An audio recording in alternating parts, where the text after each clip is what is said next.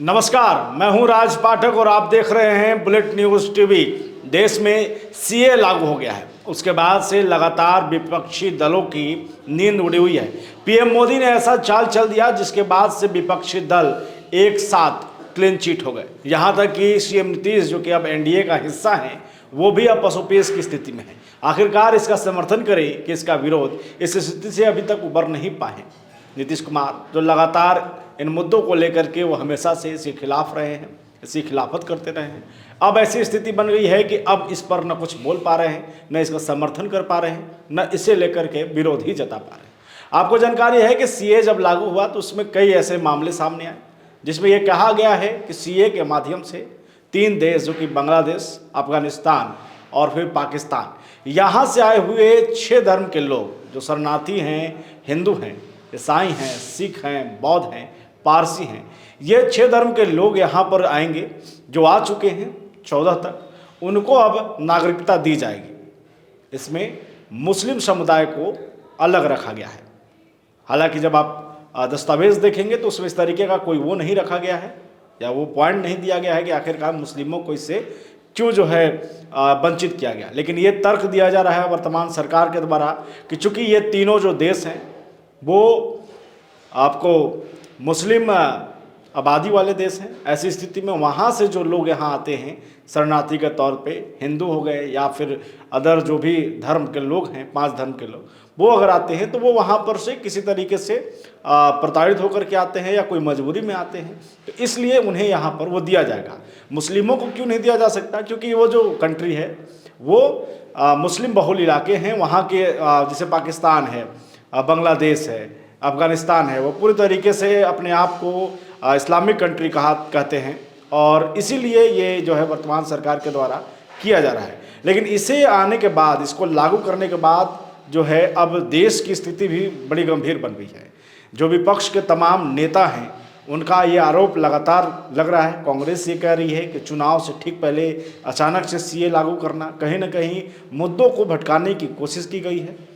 उनका ये कहना है कि अब चुनाव है, लोग ये पूछेंगे कि आपने रोजगार का वादा किया था वो कहाँ है, आपने से पूछेंगे कि आपने खाते में पैसे आने की बात कही थी वो कहाँ है, आपने कहा था कि जो है देश की खुशहाली होगी वो किस तरीके से। तमाम आरोप जो है वो कांग्रेस के नेता लगा रहे हैं। वहीं पर राजद के जो आपको पूर्व मुख्यमंत्री हैं तेजस्वी यादव, नेता प्रतिपक्ष, वो तो ये कह रहे हैं कि बीजेपी जो है वो हेडलाइन मैनेजमेंट कर रही है और कहीं ना कहीं जो तमाम अभी मुद्दे हैं उसे छिपाने के लिए इस तरीके का जो है काम किया गया है। लेकिन इन सब के बीच में जिस तरीके से 2019 में इस बात की सुगबुगाहट हुई थी कि सीए और एनआरसी लाया जाएगा, उसके बाद से देश भर में एक विरोध हुआ था। मुस्लिम समुदाय सड़क पर आ गए थे, उन लोगों ने विरोध किया था। उसमें ये कहा जाने लगा था कि सीए के माध्यम से ही नागरिकता दी जाएगी और एनआरसी के माध्यम से उन तमाम जो शरणार्थी के तौर पे यहाँ पर शामिल हुए हैं उन्हें बाहर निकाला जाएगा।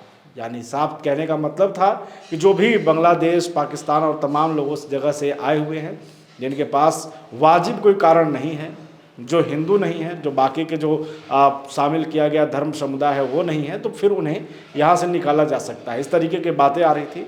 इसका एक विरोध भी हुआ, पुरजोर विरोध हुआ। उसके बाद सरकार इस पर खामोश हो गई। लेकिन अचानक से इसे ले आया गया। उसके बाद अब विपक्ष के जितने तमाम नेता हैं उनके लिए पसोपेश की स्थिति बन गई है कि आखिरकार इसका हम विरोध करें तो करें कैसे।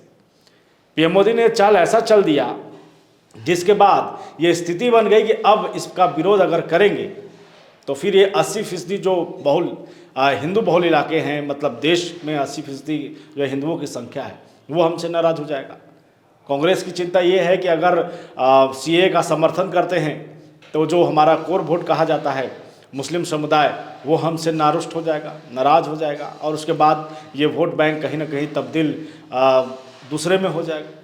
उसी तरीके की स्थिति जो है वो राजद के साथ है, वही स्थिति जो है आम आदमी पार्टी के साथ में है, वही स्थिति जो है अखिलेश यादव जो सपा के हैं उनके साथ में है।